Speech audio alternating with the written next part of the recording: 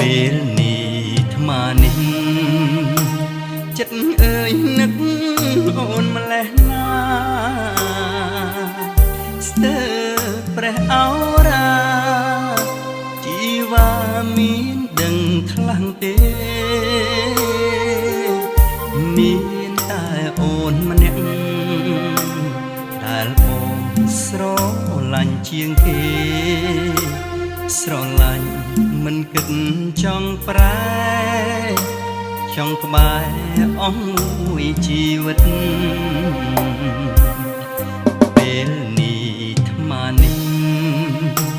ឈរវីកំពុងធ្វើអ្វី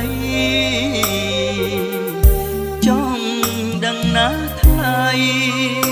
ពីស្អីនឹងក្បែរអ្នកណា